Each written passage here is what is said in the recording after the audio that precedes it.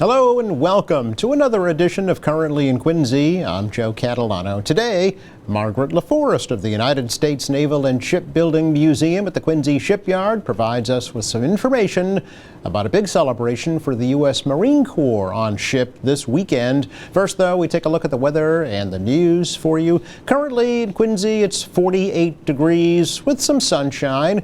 There's a slight chance of a shower moving in later on this afternoon. Otherwise, it'll be partly sunny today with a high in the low 50s. Not nearly as cold tonight as it was last night. Temperature is pretty steady tonight, right around 50 degrees.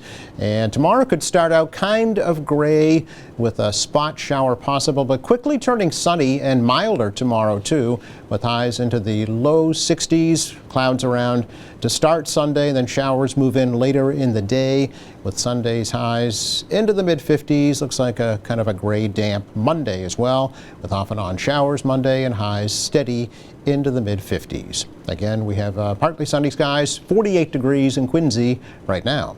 Checking out the news for you today. Quincy voters issued a mandate for change during this week's city election. Voters decided to oust 5 incumbent city councilors from office, and 2 didn't seek re-election, so there will be 7 new faces on the council next year. Incumbent councilor at large Noel DeBona was re-elected to another 2-year term.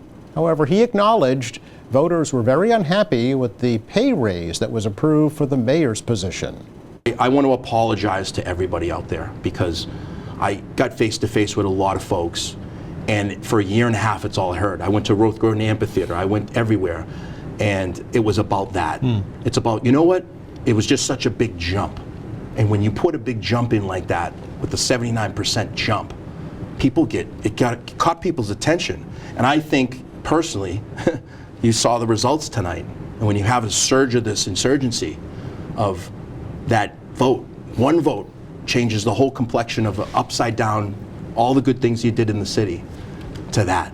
And I heard it constantly. Everywhere I went to, supermarket, Ruth Gordon Amphitheater, even Quincy 400, they were talking about it. Even people that were in the middle somewhere, they were talking about it. It just created a monster of its own. I'm glad that the nightmare's over. I'm going to be honest with you. DeBona will be joined by former city councilor at large Ann Mahoney. She topped the ticket citywide this week. Mahoney lost a bid to unseat Mayor Thomas Koch 2 years ago. She says she felt she was obligated to come back. So for the last 2 years, I was being very quiet, purposely, because I really needed other people to kind of see what was happening. And I was so proud of some of the people. They worked on my campaign, but they are their own individual people, and they came out from the Citizens for a Fair Raise, Susan Young, who came out, and she really led that. And to the Adjust Quincy, to other people that were doing. And it was just really talking about some of the things that we didn't know. Like, I was in the council, I voted for the police, the headquarters that they were developing. The statues were never there. And it's not about the religion, it's not about the religious statues, it's about the money that's being spent that nobody knows on things that the council didn't even know. And when you don't know that, then it's really disarming to the people who live here. Like, why are we paying on things that are frivolous when we have other things that really need to get done in our city? Now, also in the race for councilor at large, newcomer Susan Yuan, who edged out at-large councilor Scott Campbell by 166 votes. At-large councilor Nina Liang did not seek re-election this year. In the other races, David Jacobs defeated incumbent Ward 1 councilor Dave McCarthy. Ward 2 councilor Richard Ashe was the only unopposed candidate. He will return for 2 more years. Walter Hubley won the Ward 3 seat that's being vacated by Ian Kane, narrowly edging out Kathy Thrun by 103 votes. It was even closer in Ward 4. That's where Virginia Ryan defeated incumbent James Devine by 45 votes. By the way, neither Thrun nor Devine will be seeking a recount. Maggie McKee defeated incumbent Dan Minton in Ward 5. Deb Riley ousting incumbent Ward 6 councilor William Harris. School committee woman Tina Cahill won her second 4-year term. She'll be joined by newcomers Tom Leung and Kate Campbell. Doug Gutrow and Emily Lebo did not seek re-election. Almost 23% of Quincy voters cast ballots in this week's election. Quincy Mayor Thomas Koch is offering his support to the councilors who were ousted from office this week, saying they have the best interests of the city at heart.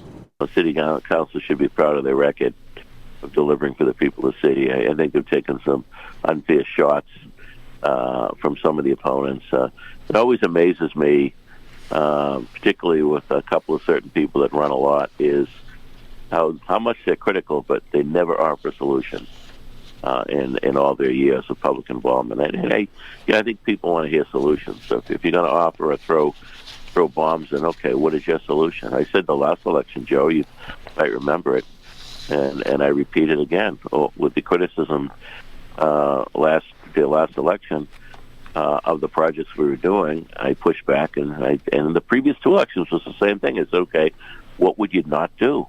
Tell me what project you would not do. I never get an answer on that. And I think that's true of many of the candidates running today against some of the city council incumbents.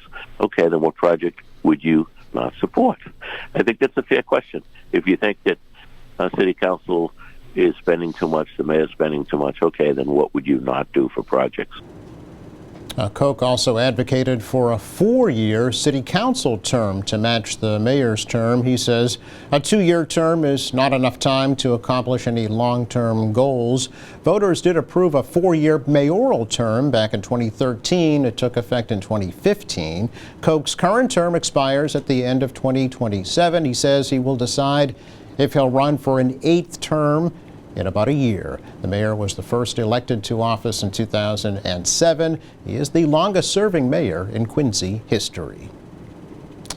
2 new officers joining the Quincy Police Department this week. Swearing-in ceremonies were held on Monday in the Great Hall at Quincy City Hall for officers Stephen Pettinelli and Michael Shea. Quincy Police Chief Mark Kennedy offered congratulations to the new officers and their families.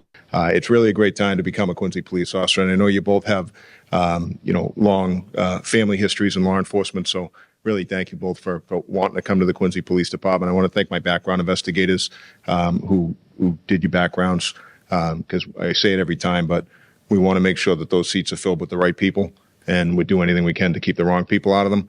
And I'm certain here today we got 2 great candidates, and I think you're going to be great additions to the department. So, on behalf of the men and women of the Quincy Police Department, welcome to Quincy. Thank you. Pettinelli is a U.S. Marine Corps veteran and was a Weymouth police officer. Shea is a Quincy resident and served as a police officer in Belmont. Kennedy also said 8 more officers will be joining the department from the civil service list in the near future. The new officers will undergo field training and then academy training in December. Another person has fallen victim to the so-called jury duty scam in Norfolk County. The Norfolk County Sheriff's Office says that a Weymouth woman was recently conned out of $31,600 by somebody claiming to be a lieutenant with the sheriff's office, calling the woman and saying there was a warrant for her arrest for missing jury duty. The scammers managed to convince the woman to wire 2 payments of $20,500 and $6,500 and send other payments via Apple Pay for $4,500 and $100. The woman says the fake calls persisted over 2 days before she sent the money.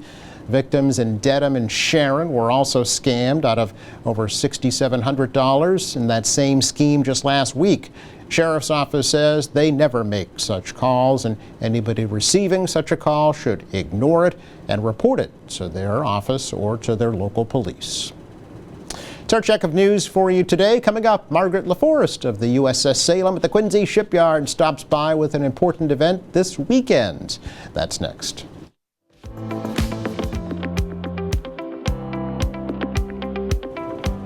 Welcome back. Well, we just recognized the United States Navy's 250th birthday anniversary, and now it's time for the U.S. Marine Corps on board the USS Salem at the Quincy Shipyard this weekend. So Margaret LaForest, president of the United States Naval and Shipbuilding Museum, which happens to be on board the USS Salem, is here to fill us in. Hey, Margaret, great to see you. Great to see you, Joe. Appreciate it, as always. You have to come by more often. There's so much going on. So much going on Yeah. on the Salem. It's only been here, as I always say, since 19 1994. so- Correct. Yeah. So yeah. people are still finding out about it. And now that we're at the other location deeper into the shipyard, Yeah. there's always confusion when people visit us. 'Cause Right. you have to come in off of South Street Yep. across from Pete. So I always try to remember people like, I tried to get to you. I know. It's Just keep going till you can't go anymore, and then you'll be there. right. And of course you can see us from everywhere. Right. Yeah. How do I get over there to that big Yeah, ship? so over go there? across Yeah. from Pete's Bar and Grill, come right through, and you'll get there. I guess the last big event was Heritage Days, right, on board the ship? Yeah, so how'd that go? spectacular. Really? Really credit to the mayor and the Quincy 400 committee for getting all of the historic attractions. That was and Bob Damon, so much coordination. Yeah. What I believe is that the USS Salem was the #1 most visited attraction that day with 600 visitors. Wow. Yeah, so we were really, really I didn't know thrilled. that. That's great. We had almost 50 volunteers that day. We have a lot of interns, and it was really an all hands on deck because not sure what to. We could have had 1,000 people. We didn't know what to expect. Sure. And it was really well showcased. We kind of did open house style, had volunteers throughout instead of self-guided tour or a guided tour, just to make sure we could handle that crowd volume. And being a 717-foot vessel, we can handle the crowd volume pretty easy. Right, yeah. Yeah, and the Rotary Club set up on our fantail to help us sell snacks and kind of, we set up our tent so that people could really relax and have a snack and enjoy Nice. the beautiful water view and the view Yeah. of the bridge. Yeah, it was what a great day to celebrate Quincy history. Oh, that's fantastic. And did you see a lot of new faces We during that day? did, Yeah. and there's so many great stories of I've lived local, I've never been here. Yeah. One person was a bus driver. She got the city employees got the newsletter about an email, letting them know about what was happening. So I got this email, and my daughter's teacher at the Marshall had told the kids they should do this weekend, and so here we are. They had a great story. Yeah. A really diverse audience, and so we were really thrilled. We track our visitation, and Sure. we had the scouts actually also volunteer because the city was sending transportation. Yes. And so we set up 2 whiteboards to say what state are you from, which city are you from, which country are you from. We really get visitors from all 50 U.S. states. Neat. Throughout the Commonwealth Yeah. in multiple foreign countries. So Really? it's so nice to kind of see all of that culminate, and what a great day for Quincy. Yeah. But also to your point, for locals to kind of explore their own backyard, right? Yeah, and a lot of them, it was great because it was, geez, you didn't know they're going to make a whole day of this, or Yeah. they're going to pick one thing. And, there were kids who, I think it was like after the soccer game, one of the parents brought a bunch of the kids, and hey, let's go do this for the day, Okay, right, as an yeah. activity. So, it was interesting to see. Some people were hitting multiple attractions. Some Right. people just came, visited us, and so we were thrilled. Nice, Yeah, nice. people that, like you said, hadn't thought about us in years, or Right. have been here years ago, or we got a lot of. We used to love the haunted ship, which we don't do anymore. Right, yeah. Yeah. That's great. That's good to hear. I think it's going to be a yearly event, that Heritage Days We're event. hoping. Yeah. It was really great. It was well received. All the historic sites to be open on one day at the same time. It's never happened before, really. Right, So, yeah. right. So nice to see for sure. But you're not done yet. No. and after that, I think I was here for Navy 250. Oh, right, yes, Right? So yes. that was really a spectacular Yeah, the day weather for wasn't so us. great, unfortunately, but yeah. On the Saturday, Yeah. we did get the ship dressed. Yep. So we always kind of bring it down to the wire. So it looks like we're going to dress the ship with all her signal flags from bow to stern tomorrow. Nice. And that's a really special occasion for us. We received funding for that through the city's Community Preservation Act a few years ago. We did that in anticipation, knowing Quincy 400 would be here. We try to do it on annually on Flag Day, but it's labor intense, and so our interns, as the flags all get pulled down, I had them folding flags, and wait till they get to see, they'll be doing that again this week, Right. next weekend. Yeah.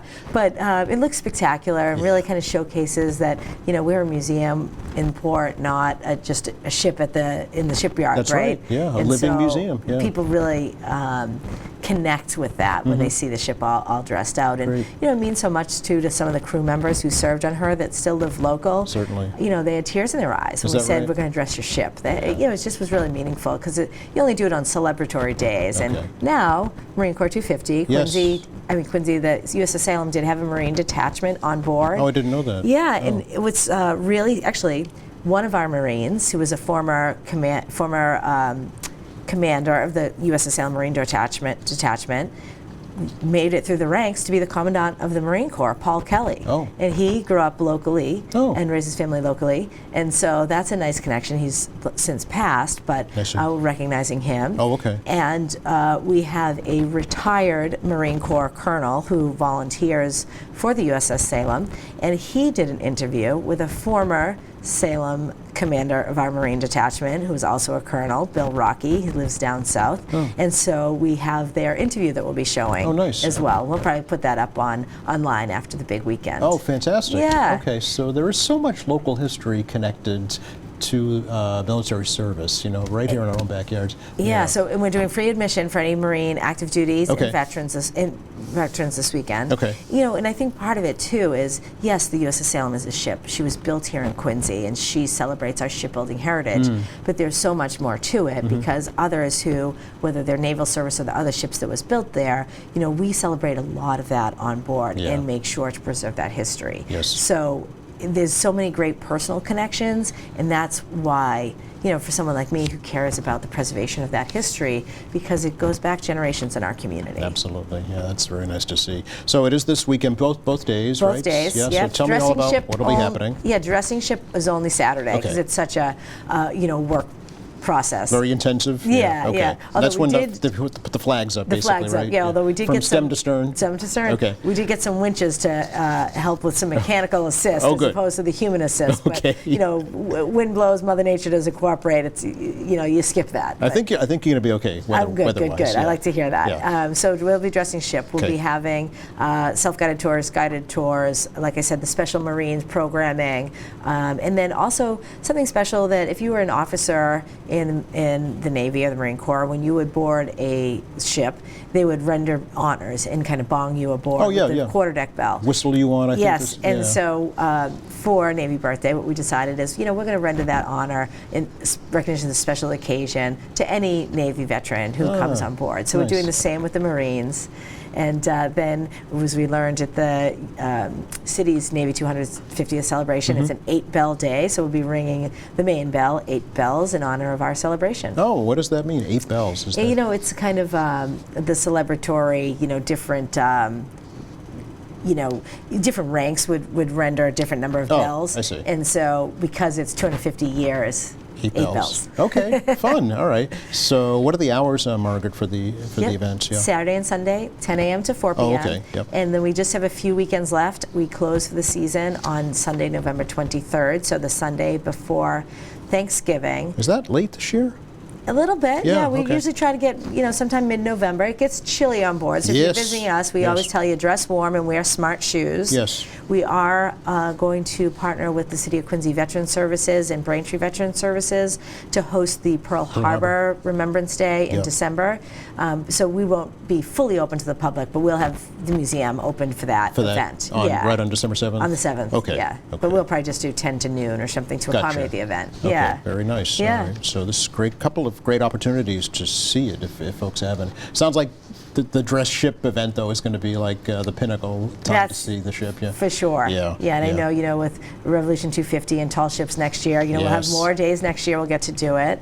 And in the meantime, we're keeping busy with a lot of onboard preservation projects. Yes. Do tell. Yeah, so super thanks to the City of Quincy, to the Mayor, to the City Council, to the Community Preservation Committee. That's really been our primary. We're a small nonprofit. People call us every weekend, are you open? The government's shut down, and we don't get government operating funding, so we are a private nonprofit organization, so yes, we will be open. Okay. And the city's funding has been for some preservation projects, so we've focused this year on our gangway area. We had to rip up some of our deck that is rotting out and do some painting there. We have are finishing up right now the 3-inch guns, so the port side has been completed, the stern has been completed, now we're working on the starboard side. So that's been a big project that we have professional contractors doing. Gotcha. Okay. Then we have the turret 3 is the back of the ship turret that our volunteers are doing. I'll be putting up a video on social media this week, kind of time lapse. That's been really great to see that underway because Yeah. it's high impact when you have Yes. some of these larger equipment rusting, it doesn't look good. So Right. we're really doing our best to tackle some of this long overdue preservation needs. Nice, nice. I know the big focus first was on the hull. You have to make sure the ship will stay afloat, right? Yeah, so a couple of years ago we did a full marine survey, also Yeah. funded by Community Preservation, right? What is the conditions? Right. We had the underwater of the hull thickness gauge, so right, so you see, the deterioration of the hull. We had a brand new impressed active cathodic protection system installed, and that was a real big ticket item for Yeah, us, and yeah. that preserves the hull's integrity, and so it's really important to have that. It's like the we're in foundation of great your shape. house, right? Yeah, Yeah, exactly. yeah. And so we're in great shape, but we've tackled a lot of those big projects. And so our volunteers are actually painting the boot stripe, they call it, the black boot stripe of the hull. So we got some more of that done, and we really have a good game plan for the spring with a kind of intense volunteer plan to knock off the starboard side of that. So Super. yeah, we're getting there. We're a small group. Many of them, our volunteers are local. Many of them are veterans. Some are retired. Some are young. We have student volunteers. We have a lot. Usually kids find us in high school. They're interested in going to Mass Maritime. Okay, and, all right. or into the service. Sure. And someone says, geez, go volunteer, go call those over. It's right in the backyard, And right? we have Yeah. a real, it's really like a family, the crew down there. Is that right? We do, we do everything from preservation work to, welcome to Walmart, I call it, right? Just greeting visitors on the quarterdeck, important, giving though. Yeah. tours. Yeah, so really something for everybody. And I know I was telling you earlier about one of our exciting projects funded by Yes. Community Preservation. So Yes. this is probably, I think, our 6th year that we've been doing student internships, paid student internships. Quincy kids. Some Quincy kids, some non-Quincy Oh, kids. okay. Mostly Quincy students, Yeah. mostly Quincy kids. And so the Mass Hire Youth Works program funds some internships, and some of them we've been able to extend their hours. Bob Damon and the Summer Youth Corps have been some of the kids. So kind of depending on their interest, what we assign them with. So it could be working in our admissions shed, selling tickets, talking to customers. It could be greeting visitors, giving tours. But one project that has really been a passion of mine is our collections management. So we have thousands and thousands of items, whether they're on display in an exhibit or in our storage. And so back in the early days of the museum, Jim Fahey is kind of a local legend, Yes. was our curator and had lots of paperwork. And that piece of paper that said, Joe Catalano donated something is in a file cabinet. saved, yeah. And so great, that's great, we have Joe's paperwork. Yeah. But Nobody knows it's there, right? how are you going to Stuck find in that? a file cabinet. So yeah. these kids started with, let's put all that donor paperwork, get it in a Google sheet so we can have it searchable. Okay. Now we're going to go through each of the exhibits, take pictures of the items. It was almost, let's see what we can match up. Do we find what Joe donated and we have a picture Is in it his here? paperwork? Is it all organized? Yeah. So it's been a massive undertaking. We have about 8,000 items my goodness. digitized. Wow. Yes, but some of it's kind of junk. Like here's a group of magazines. Well, All right. these magazines aren't really related to the mission. Somebody gave them to us because back in the day, maybe they were like cleaning out the Yeah, attic. And it's World War II anything ephemera, right? Yeah, So, yeah. yeah, okay, So, yeah. so it's not, we need a lot of quality control. Yeah. But I have to tell you, we're getting there, right? Okay. And this is all being done by mostly high school students, and so we are going to offer some collegiate internships as well, maybe a little bit more subject matter knowledge, but the Okay. kids have done fantastic.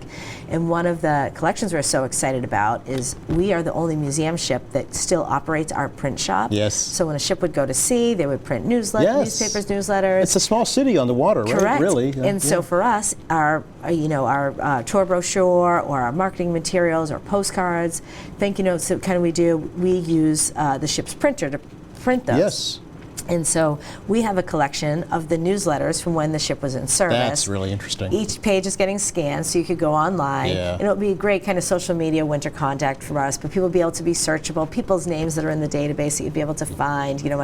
Because we hear all the time, almost every weekend we have families who have had a dad, serve on Serve board. on board, right? And they come Now and they- visit. This was my dad's ship. So they can look up like the Yeah. day and time that Yeah. their father served and see See what happened that what's day there, on look ship. through our cruise books, Yeah. or it's great if you know where he served or Right. what his rank was. We can give our tour guides will look and say, this is maybe the area where he would have Right. been working, and give them that firsthand knowledge. And we do still have some crew members who are still alive, Yes. who come to visit us, and you know, And we they just want to had- look up the time they served, right? You know, the ship went honestly. all around the world. Yes. Yeah. Yeah. She spent a lot of time in the Mediterranean, Right. a lot of time down in Cuba. Yeah. She was in Villafrance. She was the flagship of the Sixth Fleet. That's right. We actually, he was a United States Senator, Denton. He was an admiral in, no, sorry, he was on the admiral's staff. He later himself became an admiral. He was the man who was a POW and did Morse code through blinking that the Americans were being tortured. Oh. He's passed on, but his family just visited us. Okay. So we have these stories that every weekend you That's don't know so who's going great. to cross that, cross that threshold to Yes, come on and what board. story they're gonna and tell. here we are. Yeah. So we really have great joy for the volunteer crew. We welcome people to join us. That's great. So for this weekend, at Celebrate the U.S. Marine Corps 250th on board the USS Salem, Saturday and Sunday, 10 to 4. Free admission for active duty Marine Corps and veterans. And I should tell you, Real quick, our yeah. general admission is $5 to $15. We participate in the Card to Culture program, which is our $5 admission. So if you have an EBT card, if you have the Healthcare Connector card, you qualify for a $5 admission. Nice. Yeah, All right. and otherwise it's $12 or $15. Thanks so much, Margaret. Always great to catch up. Same. Thanks so much, Joe. You are welcome. And the weather looks really good, I think, for the most part, especially for tomorrow, or the rest of today. Maybe a shower moving in later. And temperatures tonight staying pretty steady around 50. Tomorrow might start a little gray, but the sun's going to come out. Temperature's going to warm up to the lower 60s, so a great day to be on board the Salem. Sunday's kind of gray again with off and on showers in the afternoon, and a typical Monday, it'll rain. Thanks again to Margaret LaForest for joining us from the United States Naval and Shipbuilding Museum. Thanks, Joe. Thanks to our crew. Thank you for watching Monday here on this program. Paul Gorman stops by from the South Shore. Why? As he prepares to retire after over 30 years of service. We'll hear his story. Meantime, check our website, qatv.org. All of our latest programs, along with news and information, video on demand, live streaming, and more. For all of us here at QATV, I'm Joe Catalano. Have a great weekend.